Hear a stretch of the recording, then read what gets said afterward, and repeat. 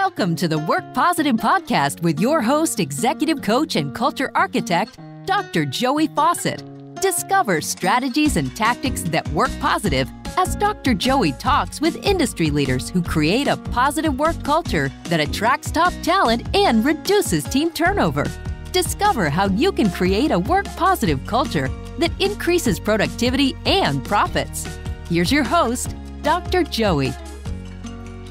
Hey, Work Positive Nation, if I were to ask your team, hey, insert your name here, credible, what would they say about you? And maybe you're thinking to yourself, hey, Dr. Joey, what does being credible have to do with me creating a work positive culture that increases productivity and profits?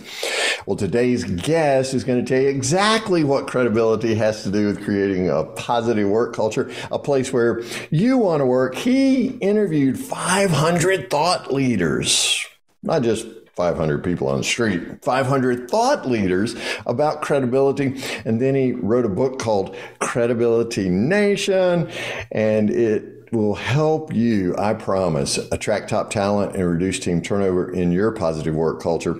And it'll be a place you want to work forever. So Work Positive Nation, help me welcome to the Work Positive Podcast today, Mitchell Levy. Mitchell, as you can tell, I'm a little excited to have you on the podcast, buddy. I'm happy to be here. So Work Positive Nation and Credibility Nation, which, by the way, is also a membership community, we need to figure out after this talk, how do we play together even further? Well, let's just create a bigger sandbox, shall we? Absolutely. We will need to keep the cats out, though, if it's a sandbox, right? Yeah. Okay, that's a whole level of conversation. That's a different show. But probably not for this show. Okay. I live on a farm. We have cats, barn cats, things like that. So that's where my head goes. Tell me about credibility. How did you get turned on to this notion that credibility is vitally important, particularly in creating a positive work culture? You know, I've been in Silicon Valley for 35 years. I've started over 20 companies. Okay. One of the latest set of companies had to do with book publishing. And so I've published over 750 books. And during the dot-com day, I was one of those guys that would go around the companies and I would talk to the CEOs or VP of operations and I go, you know, there's this new technology coming called the internet. And Dr. Joey, I actually was physically tossed out of 2 companies where I was told that the internet is just a fad. No way. Seriously. And wow. And so it was a very interesting time and evolution. And I started working with and focusing on thought leadership. And so I did a lot of training to thousands of thought leaders on how to actually be you. How do you be you and show up as you? And when my business changed a lot as a result, as Amazon continued to grow and focus, and many people now, as we'll just say, as book publishing has become democratized, it changes a lot. And I was thinking about, okay, what's next? And I woke up one day and I go, credibility. Credibility is very cool. Let me think about what it is. And I thought, well, so imagine if you're part of my team and I go to a team meeting one day and I go, you know what, guys, we're going to continue to do the work we're doing. And in the next year, we're going to interview 500 thought leaders on credibility. Yeah, the faces were like, huh? And I'm like, don't worry about it. One of the things I do very well is build systems. And so I said, don't worry about it. Let's do the first 3 to 5. Let's figure out how it goes. Well, then I'll help you put processes in place. And so that's what we ended up doing. And I originally started this with the intent of having a book, Credibility Nation. Sure. What I ended up getting, which was significantly different, was a life purpose. Oh, wow. And it was really amazing. So I did this in a year. I would interview on Tuesday and Wednesday afternoons between 10 to 12 people each day. We would do the half-hour interviews. What would happen is I would send people a video to prepare ahead of time. So there's actually a 16-minute video to prepare. And the end result, when we actually go live for the interviews, because we also use this content for a podcast, the end result was me being able to ask 5 questions and have 5 answers in 5 minutes. Oh, wow. Right? Really powerful, right? Mm-hmm. And so what came out of the interviews, I'll tell you my life purpose in a second. I will tell you the biggest shocker first. Okay. The biggest shocker is, now I'm talking to thought leaders, right? So I'm talking to people that we all follow, not all of them, some are at different levels, but they audiences. And 98% of the thought leaders I spoke with, 98% could not articulate who serve and how they serve them in less than 10 words. What? 98% of people can do this, right? And so I've come up with this term and an approach. It's called a CPoP, your customer point of possibilities. And the video would help people articulate their CPoP. And so it was shocking to me. I mean, really shocking to me when I did that. And so when we would do the green room conversation, like what you and I had to feel comfortable with each other, the green room conversation was, I challenged the people as part of the video. Hey, listen, why don't you be part of the 2%? Why don't you actually be the person that comes in the door and actually articulates their CPoP? And the biggest problem that people had, the biggest problem is that they were following a set of rules. And the rules that were followed when we talk to other people is, let's give them our 30-second elevator pitch, or let's give them our value proposition. And both of those have one inherent problem. They both start with the word I or we. It's all about. Right. Yeah, you got that. You do that right away. Right. So if you want a positive work culture, it's absolutely not. I mean, I guess part of it is what you do for the employees. But what's really important is, what do you do for your clients? And so your CPoP is who you serve. Yes. So for me, it's businesses. And then it's either what is the pain point you address, or what is the aspiration point you're delivering. And so my CPoP is 6 words long.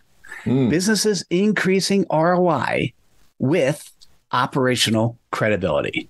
And so what would happen, and I've now done this over 1,000 times, is when somebody can articulate their CPoP, and by the way, inside a company, there are multiple CPoPs, there are multiple customer point of possibilities, because if you're in finance, your customer is internal versus external. Right. Your customer could be SEC, depending if you're a public company or not, right? So what's fascinating is when you know your CPoP, that's your purpose.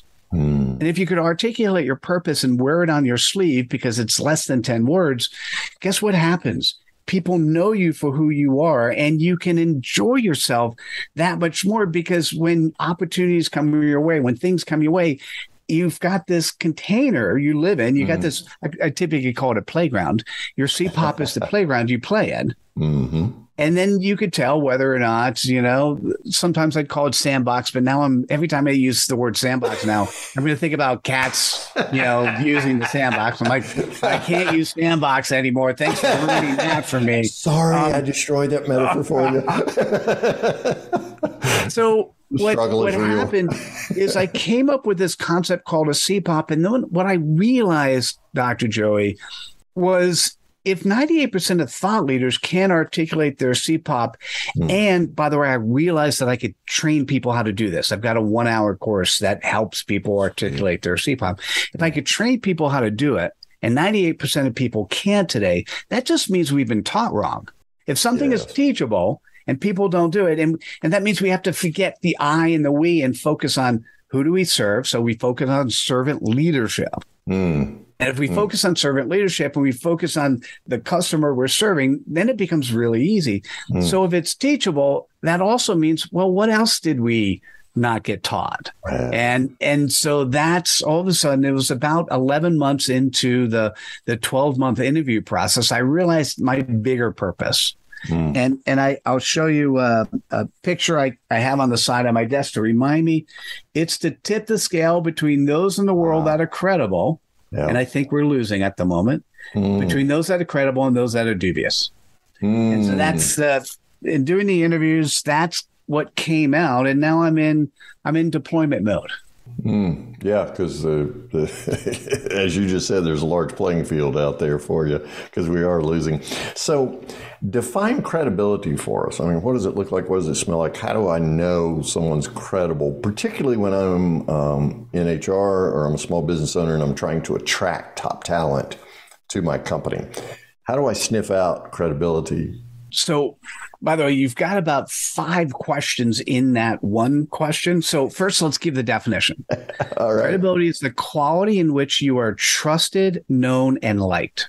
Trusted, known, and liked. Okay. Right. And so if you're in HR, you have a tool today that didn't exist 20 years ago. Mm-hmm. You Google the employee's name. Yeah. Right. When I look at not just somebody's resume, but when I look at their social media profiles, if they actually have a website, I look at them. If I look at their interactions, you're now getting a lot of information, not just on really the trust side, but you're really getting to know them and decide whether or not you like them. And, here's what's interesting. In the old days, it did not matter whether or not you liked the people you were working with. Yeah. You want to create a positive work culture, you got to like the people you're working with. Absolutely. It's kind of simple. It's really simple. So when that definition was used and invented in the dictionary, today, if you look in the dictionary, it says credibility is the quality in which one is trusted. Right. And what I found out is it's not just about trust, because you can trust somebody to have integrity, to say what they do and do what they say. Right. One of the things that came out of the interviews is that there are 2 levels of integrity. I've got 10 attributes, 10 values that sort of came out of the word credibility. Okay. And under trust, there's the external integrity. Mm-hmm. Under being known, it's your internal integrity. All right. So let's use an example of Uber. And all of a sudden, a CEO who's throwing wild parties and thinking that's okay.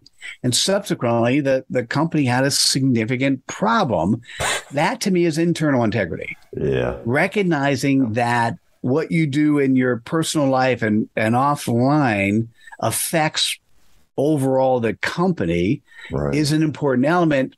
But I specifically, and by the way, Dr. Joey, this is one of those interesting things I didn't understand when integrity was coming up into 2 columns. The way I think about credibility, it's the column of being trustworthy, and there are 4 values there.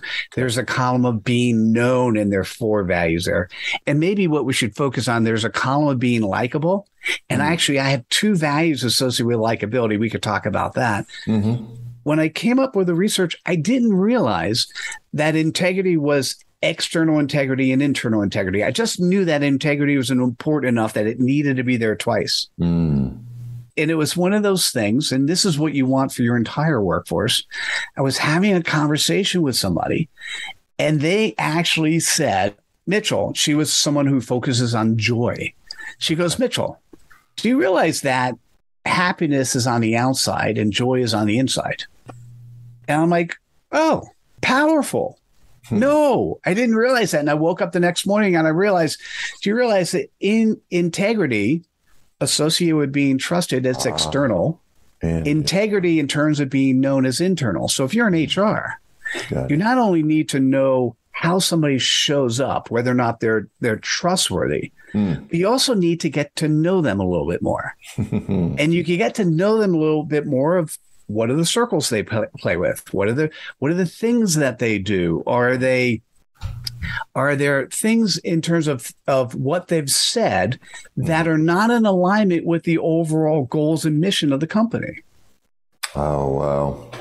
And that purpose and alignment, the company purpose aligning with personal passion, that's a real sweet spot, right? That's where, you're attracting people who not only will you like and you can work with, but they'll stay. So you've just reduced team turnover on the front end, and you've decreased the size of your back door and increased the size of your front door. Now, I love Tim Sanders. Maybe his book, The Likability Factor. Love is a Killer app was one before that. Talk about likability a little bit, because you're right. Guys from my generation, maybe from yours too, it was just, let's hire people who come in here and get the job done. And so you punch the clock, you come in, you do your work, and then you go home. Then you do what you really want to do, right? But today, particularly with hybrid work environments and then remote work and things like that, we're working a little harder to, and the millennials and the Zs insist on it, we're working a little harder to actually know each other. And so the relationships deepen through work, and likability becomes even more important. How do I give definition to the likability factor within my company and the part that it plays in creating a positive work culture? It's, by the way, the most simplest thing. And as I'm listening to what you just said, you did focus on trust and you did focus on know, right? Because if you're going to work for a company, you need to know not just who your boss is, but what does the company stand for? What are the values? Are they in alignment with my values, right? And so if you're hiring somebody and you don't know the values of your company, well, that has to be fixed. And if you know the values of the company, are they actually executed? Yes, or how well are they implemented? How well are they reflected in the company culture? It's one thing to put it on the wall, right? It's another to live it. Well, you know this as well as anyone. One of the worst things you could do in a company is take an employee survey on culture and then just ignore it. Don't summarize it. Don't do anything about it. It's like, that's even worse than not giving it as much credence as it needs to have. Being likable. There are two extremely simple things, right? So, by the way, I didn't know this till after the survey. If you want to be likable, there are two things you need to do. One, share your stage, and two, show respect. So share your stage. We'll talk about that in a second. Share your stage is, I created a word. One of the words that I created, and I've got a bunch of little credibility words that I created, but the one that I first started, and it came from a guy by the name of David Meerman Scott. David invented the word newsjacking, if you remember that word. So that was from David. And in the green room conversation with David, he's one of the guys I interviewed. I said, so how do I get this credibility thing out and known to the world? And he says, Mitchell, invent a word. I go, okay, cred dust. He goes, Mitchell, it took me about 6 months to invent the word, think about it and all this stuff. You don't have to do it right away. I said, David, I've been interviewing all these thought leaders. One of the things that successful thought leaders do is they bring up other people and they quote not just other people who are thought leaders, they quote their competition as well. And I said, I just don't know if cred dust is 1D or 2. And I ended up picking up creddust.com with both 1D and 2. And one of the things he recommended was don't get a trademark or copyright any of this stuff. So, but if somebody actually Googles cred dust, they'll go to a dictionary definition page that I created, that what is cred dust? And cred dust is sharing the ideas, thoughts, and actions of other people. So if you can have a corporate culture where those people inside the culture are highlighting the peers that they work with, or either not just the bosses, but the people who are beneath them as well. If you're not a completely flat organization, if you can have that type of culture where you're actually spreading cred dust on a consistent basis, that's super valuable. Boy, that's immensely valuable. I love that notion of sharing the stage and the cred dust, because we really have shifted today from what I refer to as the ego economy to the we economy. I mean, it's what we can do together now. And as we were talking earlier, so first likability factor is share the stage. What's the second one, Mitchell? Well, you said the we economy, and you can only have a we if you show respect. Yes. And so how do you show respect? I came up with what came out of the interviews, which was shocking to me, was come early, come prepared, come with your heart. Wow. So I interviewed 500 thought leaders on credibility. And this is crazy. I defined coming late as coming within 3 minutes of a live show. Right. So I just came up with a definition. You come within 3 minutes of a live show and it's coming late. And 23% of the people came late. 23%. Okay. Now I'm going to make it worse. Okay.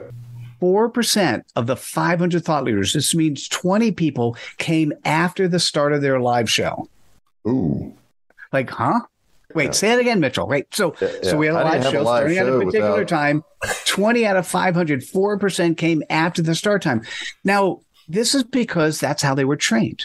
They were trained that credibility is to have as many meetings as possible, and one meeting runs late, and you want to make sure you give that person time, and the whole day starts becoming late. And you know the executives inside companies that they always start their meetings 5 or 10 minutes late. Well, guess what? That is not showing respect to the people in the room. It's disrespectful. Right? So come early. Okay. Come prepared. Right? So you and I did Google each other. Right? We have a mutual person in common. We learned a little bit more about each other. Absolutely. You've got in the old days, the ENIAC, an IBM computer that was the size of this room. You've got that in your pocket. Your ability to take this thing and be able to learn as at least 5 or 10 minutes worth of the person you're talking to. So come prepared and then come with your heart. So here's the interesting part. 50% of the people who, when they first came in for the interview, 50% didn't show me their heart. They were showing me their marketing cookie cutter BS. Oh, wow. 50%. Now, in the green room, I was able to convert that number from 50% to 80%. Like, listen, this is going to be safe. This will be fun. All the types of things you do. This is who you are. I'm excited about you. Like the same sort of thing. You have a really beautiful Pops type presence that makes people feel comfortable. Yeah. Right. So you do the same thing. Right. And but that still means even after helping to prep people, 20% of the people never show me their heart. Wow. So if I don't see somebody's heart, if I don't see who you are, how can I actually get to know you? How can I decide to like you? And so likability is really sharing your stage and showing respect. It's kind of the stuff that grandma probably taught us. And we just it didn't apply to business back then, so we ignored. It applies to business now. Yes, and is in stark contrast to the way that many of us do business based on your numbers right there. Mitchell Levy from Credibility Nation is my guest today on the Work Positive podcast. Mitchell, how do you recognize when someone's showing their heart? Now, that's a great question. I don't know if anyone's ever asked me that question, so I'm coming up with the answer as we're speaking. Take your time, my friend. Take your time. I'm just struck by, so much, and this is not I respect data analyst, but it just seems like we just want to drive down the left side of our brain so often without necessarily engaging the creative, innovative side. And so often our hearts get sidelined. I mean, I hear you. But I love that because in order to connect, right, it's all about relationships. And that's what we're talking about here in terms of building credibility. In order to be likable, you got to know something about me, right? And so I'm going to show you my heart. What does that look like when I show you my heart? It's an interesting question. And this is a little bit more of the empirical versus the quantitative numbers that you see. Yes, what does it look like when you show me your heart? In our green room conversation, we talked about your granddaughter. We talked about what the name is you'd like to be told. I gave you a suggestion on having your name show up as Dr. Joey on the video, right? And you were coachable. So one of the components of being known, of being trustworthy, is being coachable. Right. And so if you're coachable, if you're vulnerable, we were taught that we always need, regardless of the position we're in, we always need to know the answer to every question. Remember that? And I do, man. They lied to us. Exactly. If somebody asks you a question and you don't know, and you should know. Oh, yeah. Showing your heart is trusting in the other person, showing vulnerability, saying, I don't know if I know that. Do you know that? Or is that something I should look up? Because if it's something I should research, then I'll make sure the next time we talk, I got it. Right. Oh man, to your point, Mitchell, I can remember being a youngster, like almost 40 years ago. And I was in a meeting and we had the guru up on, the center platform, and all of us relative novices were there. And there's always at least one person that wants to ask a question and display his or her intelligence, right? So the question, there's this preamble. That goes typically on. A his, I hear you. No, it really is. It's ego driven, right? I'm on the stage now trying to take it from the guru. I mean, that's the way this guy came across. So he asked this question, and of course the question went on for about 15 minutes.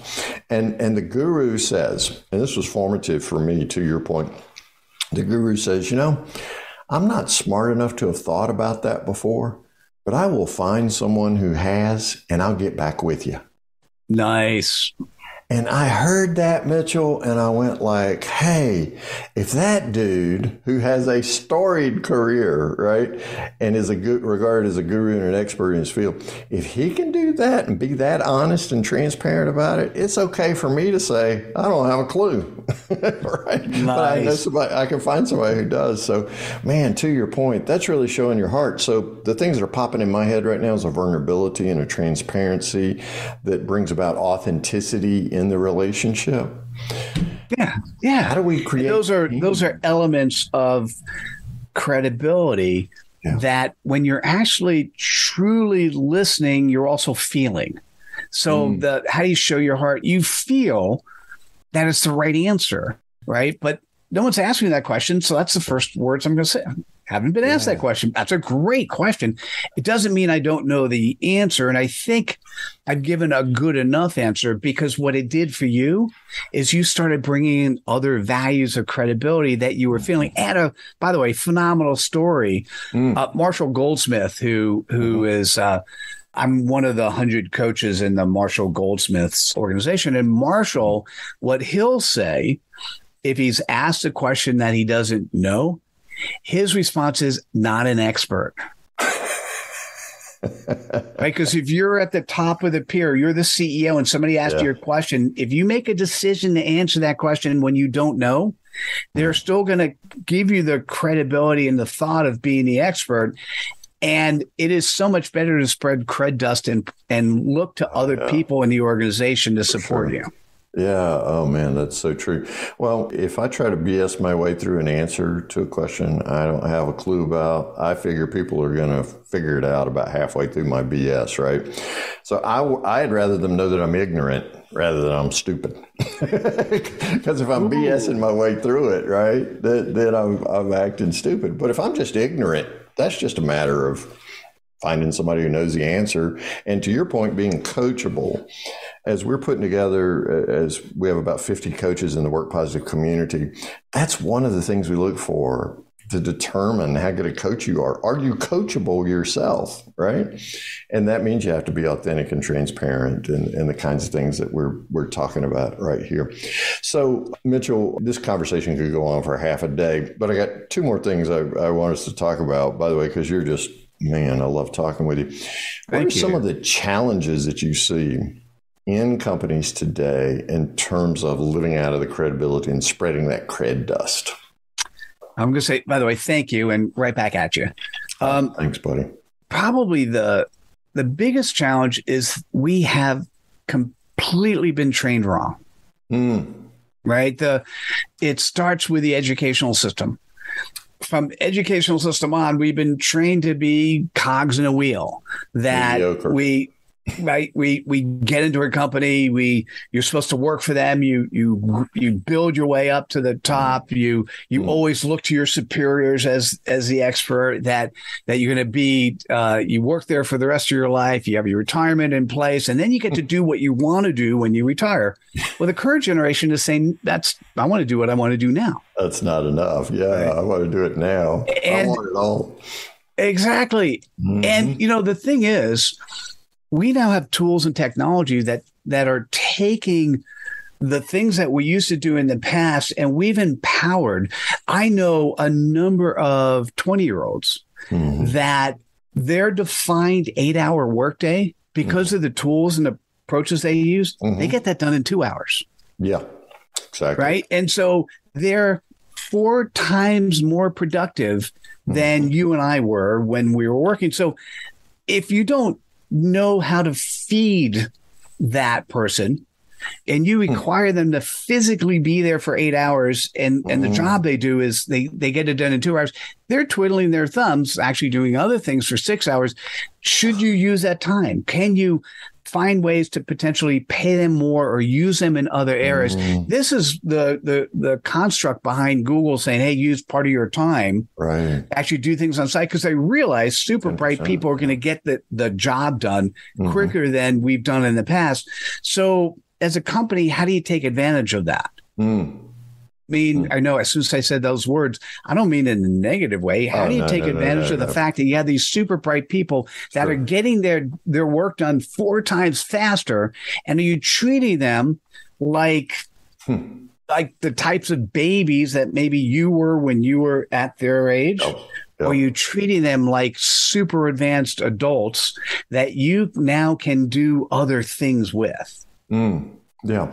And you recognize their peak performance, what builds out their peak performance. Now, how do you allow them to catch that joie de vivre and really accelerate in innovation and creativity? And that becomes your competitive advantage in the marketplace without the typical construct of time is how we define productivity, right? Well said. Yes. Yeah. And the whole landscape really shifted during COVID when we went to, typically we call it remote work. I prefer Johansson's phrase about distributed networks. When we moved to distributed networks, right, how cool was it to figure out, hey, we can be more productive? And people are still surprised by that, Mitchell. You know, I'm more productive because I'm not sitting in my car for 2 hours a day commuting. Well, let's think about that for just a second. Mitchell Levy is my guest on this episode of the Work Positive Podcast. Man, there's so much gold in this. And we're going to talk in just a minute, Work Positive Nation, about how you can get in touch with Credibility Nation, some easy ways that you can reach out to them and learn even more about how you can help create that positive work culture where credibility is a central stackpole in what it is that you're creating there. Mitchell, Work Positive Nation always wants to know one thing. What's one thing that Work Positive Nation can do today, starting today, to create a positive work culture in the companies in which they find themselves? One cool thing. I'm going to say it's focus on the pillar of likability. This is where companies really don't spend enough time and energy. And technically, it's 2 things, because if you're focusing on the pillar of likability, you're focusing on spreading cred dust, you're focusing on respect. Respect for each other, respect for one of the things when I first started working at companies, you know, I got my MBA and I read all this stuff about customer service and then I went to these companies and I realized the most underpaid people in the company, the most underpaid area of the company is customer service. Now, SaaS-based companies have at least recognized that churn is a bad thing. You need to put more money in, but financial guys have put too much ROI calculations around managing the types of things, and they're doing just enough as opposed to doing what's right. And what's right is not just spreading cred dust, but showing respect, not just inside the company with your employees, but showing respect for your clients will make your employees recognize that you actually are living your purpose. And we're back to purpose and passion alignment, right? Mitchell, tell Work Positive Nation how's the best way for us to get in touch with you and learn more about Credibility Nation. You know, it's probably my most active social media platform is LinkedIn. So you could always connect to me on LinkedIn. I have a website, mitchelllevy.com. And then where I interact with a community is in Credibility Nation. And it's just credibilitynation.com. And I'm excited if something like this caught your attention, if this was interesting to you in a way that you wanted to bring more credibility into your company. First, Dr. Jory and I will have products together sometime in the future, because this is too cool of a conversation. Yeah, we were separated at birth. That's I got to get a hat, though, man. I'm telling you, if you're just listening to this, you're not watching YouTube. I got to get a hat. So fedora has turned into a really cool trademark. And one of the things that happens now is when you look at any of our slides or some of our websites, we have an Easter egg of a fedora somewhere on the location, right? So I'm loving it. I'm loving it. So I can go to mitchelllevy.com. I can go to credibilitynation.com. Sounds great. And then we did talk about one of our deployment vehicles is Ultimate Credibility Bootcamp. Okay.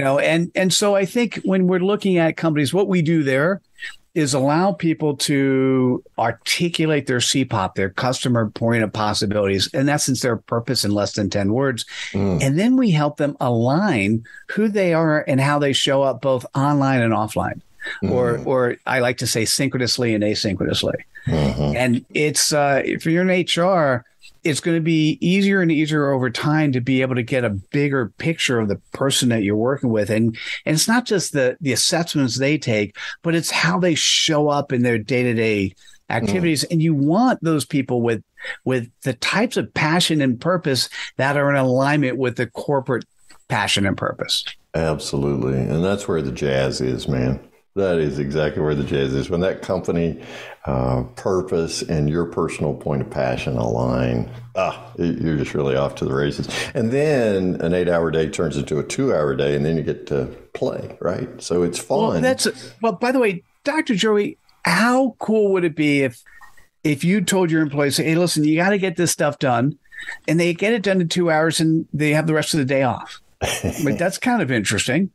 Well, then as a manager, your job is, well, I'd like to be able to give you stuff that's more difficult for you to do, that challenges you more, that brings your creativity to the next level. What are you interested in?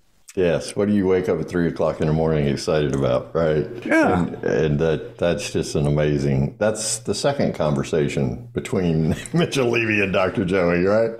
Hey, thanks so much, man. Truly, I feel like we were separated at birth, and I've loved every minute of this conversation. Go to mitchelllevy.com, go to credibilitynation.com. Do yourself a favor and discover all about that likability and how you can spread cred dust all over Work Positive Nation companies. Mitchell, thank you so much. I've learned a lot. I'm sure Work Positive Nation has as well. And I look forward to the next conversation. As do I. Thank you. This was beyond my expectations as an amazing conversation. So I appreciate it. Thanks, Dr. Joey.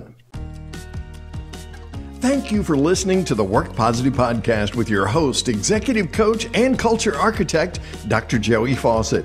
Please share this podcast with your friends who are small business leaders so they can create a positive work culture that increases their productivity and profits. Get your free 15-point Work Positive checklist to help you attract top talent and reduce team turnover.